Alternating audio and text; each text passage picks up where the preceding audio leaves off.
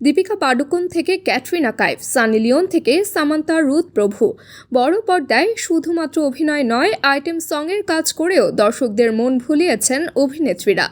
নাচের দৃশ্যে অভিনয় করে পারিশ্রমিকও পেয়েছেন নজর কাড়া।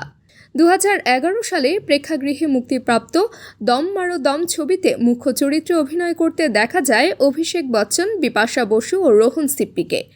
এই ছবির একটি আইটেম সঙ্গে অভিনয় করেন বলি অভিনেত্রী দীপিকা পাডুকোন। বলিপাড়ার অধিকাংশের দাবি, ওই একটি নাচের দৃশ্যে অভিনয় করার জন্য 1.5 কোটি টাকা পারিশ্রমিক পেয়েছিলেন দীপিকা। 2017 সালে মুক্তিপ্রাপ্ত শাহরুখ খানের রইস ছবিতে লায়লা মে লায়লা গানে নাচতে দেখা গিয়েছিল সানি লিওনিকে। বলিপাড়া সূত্রে খবর, 3 কোটি টাকা আয় করেছিলেন সানি। 2023 সালে মুক্তি পাওয়া তেলুগু ছবি ওয়ালটিয়ার ভিরায়েতে নাচের দৃশ্যে অভিনয় করে 2 কোটি টাকা পারিশ্রমিক পেয়েছেন উর্বশী রাউতেলা। 2012 সালে ঋত্বিক রোশন ও সঞ্জয় দত্ত অভিনীত অগ্নিপথ ছবিটি প্রেক্ষাগৃহে মুক্তি পায়। এ ছবির চিকনি চামেলি গানে নেচে 2 কোটি টাকা আয় করেছিলেন বলি অভিনেত্রী ক্যাটরিনা কাইফ। গালিও কি রাসলীলা রামলীলা ছবির আইটেম সঙ্গে অভিনয় করে 6 কোটি টাকা উপার্জন করেছিলেন প্রিয়াঙ্কা চোপড়া জোনাস।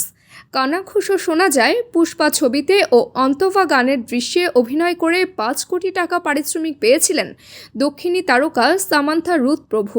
বলিপাড়ার অধিকাংশের দাবি, আইটেম সঙ্গে অভিনয় করতে 5 কোটি টাকা পারিশ্রমিক দাবি করেন বলি অভিনেত্রী সোনাক্ষী সিনহা।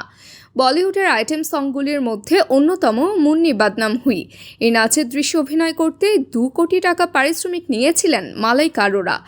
একাধিক হিন্দি ছবিতে আইটেম সঙ্গে অভিনয় করতে দেখা গিয়েছে নোরা ফাতেহিকে। বলিপাড়ার সূত্রে খবর, এক একটি নাচের দৃশ্যে অভিনয় করতে 2 কোটি টাকা পারিশ্রমিক নেন নোরা।